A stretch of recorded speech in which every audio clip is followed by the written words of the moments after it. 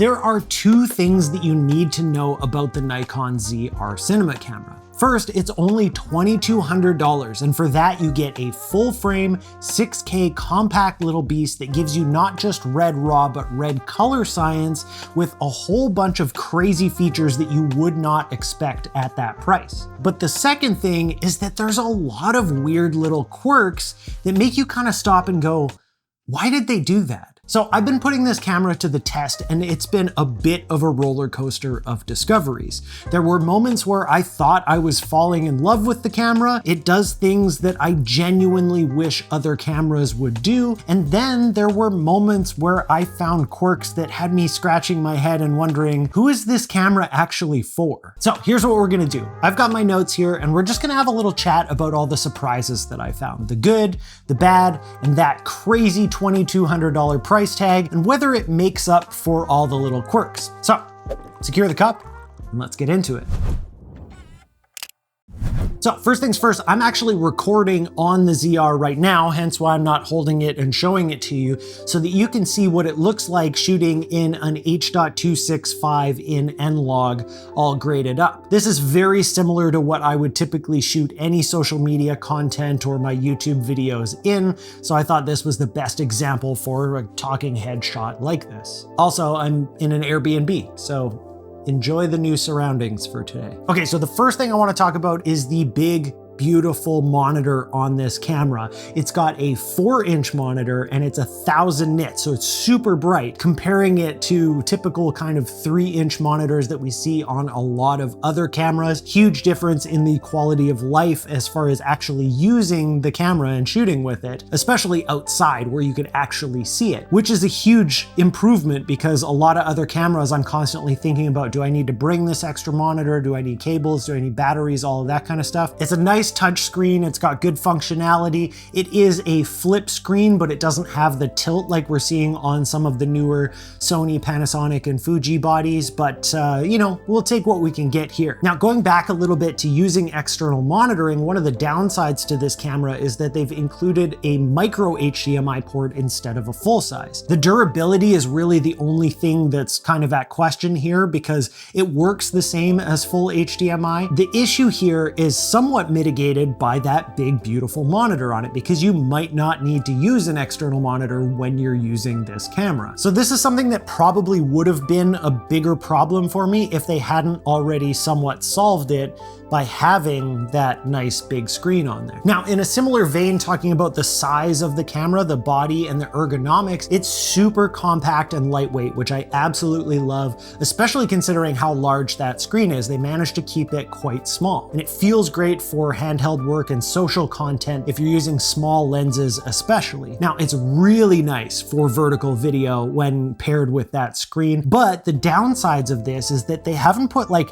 any kind of a grip on it at all. So comparatively to other cameras, it is a little hard to hold onto, especially if you start pairing it with bigger lenses. And unlike some other small kind of portable cine bodies, it doesn't have any extra 1/4-20 mounting points or anything like that. So it misses some of the things that we're seeing on things like the Sony FX3 or the C50 style video bodies. Now, I wouldn't say that that's a huge deal breaker or anything, but I definitely did miss it, especially for mounting vertically. As far as our card slots and our media, we've got a single CF Express Type B slot and then an extra micro SD card slot, which isn't fast enough to do half of the recording that you might do with this camera, so it can only be good for backups and updates. Now, CF Express Type B, I absolutely love, but the big problem that I have with it is that the card slot lives in the battery door. I don't care how many videos Kofi makes showing how easy it is to get in there. It annoyed the heck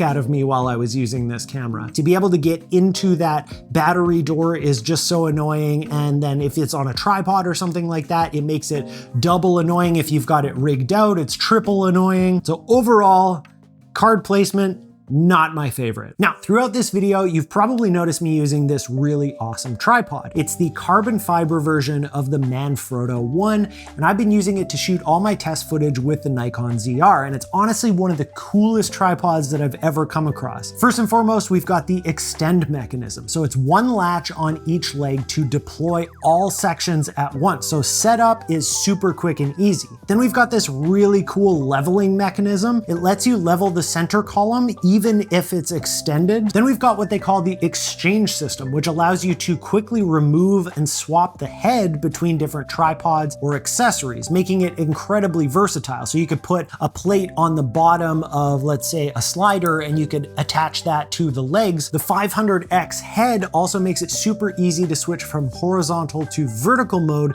with just a click. So it's one button and it's rock solid and stable. Plus there is a super handy leveling bubble that can rotate, so you can always see it no matter where your tripod is situated. And then if you take the center column, go all the way to the top and press the button at the bottom, it'll pop a little bit further out and allow you to go into like a top-down mode so that you can get those cool top-down shots and get new angles that you wouldn't normally be able to do. Honestly, this is just scratching the surface, and I've been so impressed with all the thoughtful details that went into this tripod. So if you want to learn more, check out the link down in the description, and a huge thank you to Manfrotto for sponsoring this video. All right, back to the Nikon ZR. Now, going back to the awesome things about this camera, we've got so many recording formats and resolutions available to us. Like I mentioned before, we've got 6K recording, NRAW, so Nikon's RAW, Red RAW, so this is the first true collaboration between Red and Nikon since Nikon bought Red. Then we've got ProRes RAW, regular ProRes or ProRes HQ, and then we've got H.265 and H.264. So many different options, and that's all recorded internally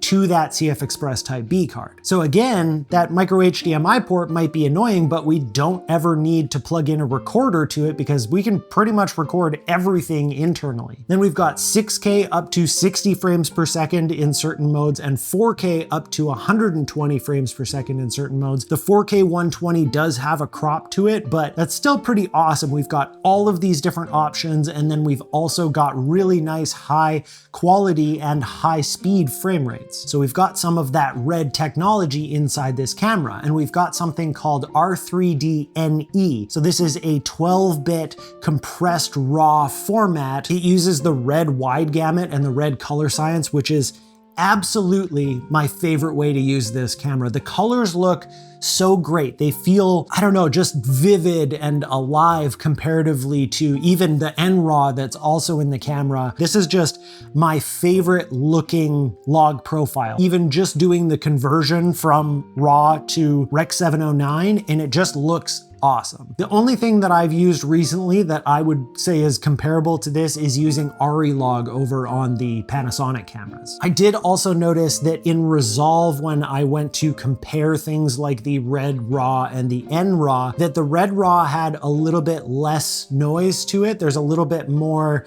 kind of noise reduction or something happening, especially when we're up at the 6400 second base ISO. I noticed that there was the ability using Red RAW to turn on color noise reduction in the software, and the functionality in the software was really nice. But even with that off, I found that it was less noisy than the other RAW format. So I wasn't expecting any kind of noise reduction happening at all, but the Red looked really clean for whatever reason. I'm not sure what's going on under the hood, but it looked great. Now, of course, the trade-off with RAW files is that they're absolutely gigantic, but I did find that it was actually pretty good using the Red RAW in 4K. So you can do the Red RAW up to 6K, but if you go down to a 4K 24 frames per second, it seems like it's similar sizes to a ProRes HQ. All that being said, that does bring me to one of the limitations of the camera that I found a little bit annoying, is that you only get that Red color science when you're shooting in Red RAW. So when you're shooting H.265, H.264, or ProRes,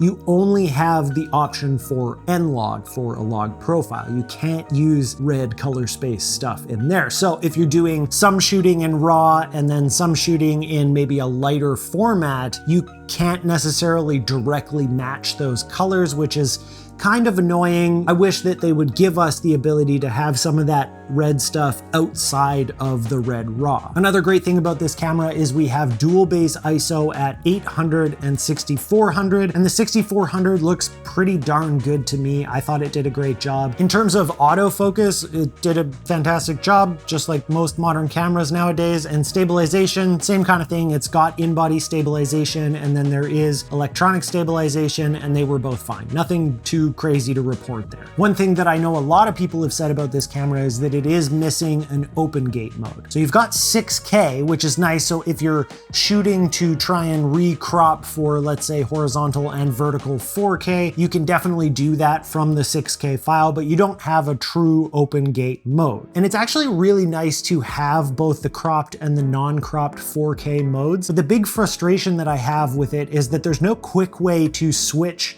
between 4K crop and 4K uncropped. You have to go into like a different recording mode. Like it's 4K 24p FX and then 4K 24p DX. They're called like different things, and you have to go find them in the menus rather than just using like a quick command or a quick button to be able to hop into the equivalent crop mode of the 4K that you're in right at that moment. I do think in photo mode you can use a button to go into crop mode, but not in video, as far as I could find anyway. In terms of monitoring and exposure tools, we have histogram and waveforms, but we don't have any false color, which would have been a really nice cine style tool to have. I feel like that's something that they could add if they wanted to, hopefully in a firmware upgrade, Nikon, please. That being said, they did include shutter angle, which I'm glad that they did. If they're gonna call it a cinema camera, that seems like an obvious one to add there as well. So I'm glad that we have that. Now, one of my favorite things, then this isn't specific to this camera, but to Nikon cameras in general, their mount will allow you to adapt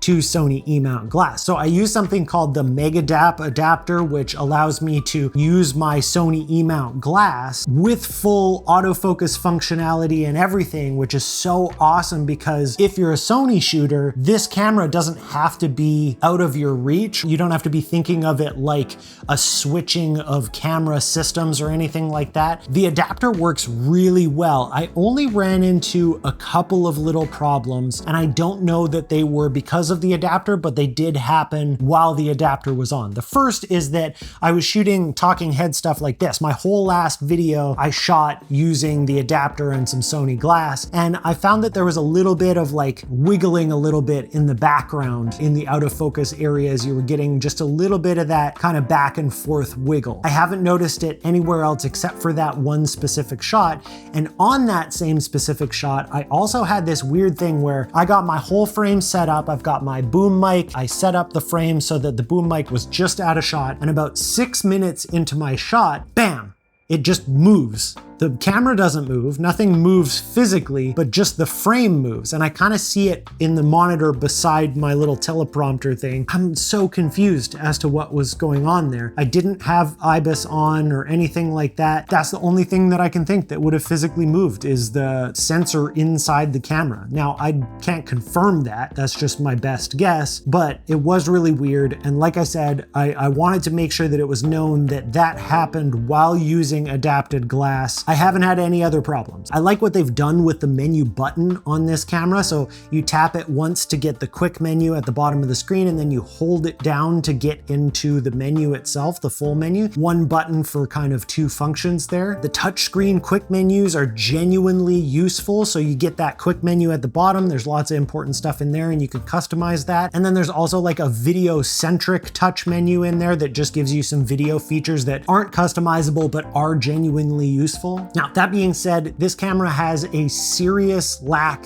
of physical buttons. And I didn't think that this was gonna make a big difference because I've got the touchscreen and because the functionality is pretty darn good, but I did find myself missing having a bunch of different customizable buttons so that I could get at everything really quickly that I need to get at regularly. And more importantly than that, the main way that you navigate the menus is using the joystick. So you move around using the joystick, and then when you wanna select something, you press the joystick in. And that was really, really annoying because it's hard to press it directly in without pressing it in a direction. So there were lots of mistakes being made. And secondly, it's not consistent when you're pressing the joystick what that's going to do. So for example, if you're choosing your white balance from the quick menu, open up the quick menu, go to the white balance thing, press in on the joystick to select it, and then you'd think it would be press in again to then customize it, but instead it's press down to start customizing it. And then if you, let's say, half press the shutter button once you've got it all set up and go back,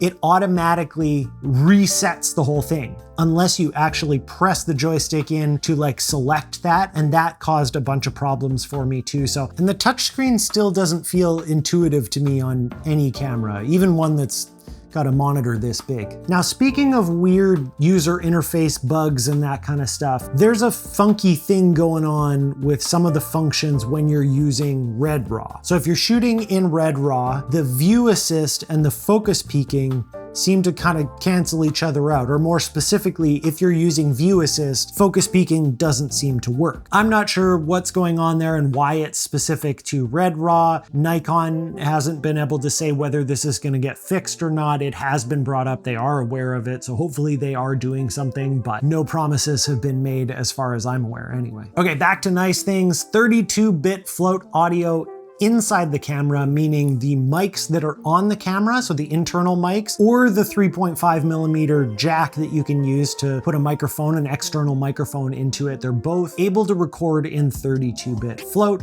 which is awesome. You don't have to worry so much about your mic levels or if you're clipping or anything, as long as you're using software that can handle 32-bit float files. And then of course, like I mentioned right off the bat, we've got that price, $2,200 for full frame, 6K, Red RAW, NRAW, ProRes RAW, 4K 120, 32-bit float audio, and that huge bright screen. Even with the quirks and annoyances, that value is kind of wild, like nothing we've ever seen before. I don't think I'm going out on a limb here to say it feels like a stronger spec sheet for the money than any other cine style camera, including the FX3 and the C50, depending on what you care about, but like, it's really hard to make an argument that you're getting more out of any other camera for the value. So that's the Nikon ZR in a nutshell. Even with its quirks, it's pretty wild how much you get for only $2,200. Now, I'd love to hear from you. Do you think that this camera is worth it? Is it something that you'd pick up and add to your own kit? Let me know down in the comments. And on your way down there, make sure to hit the like, subscribe, and bell notification button so you don't miss out on future videos. Thank you so much for watching, and I'll see you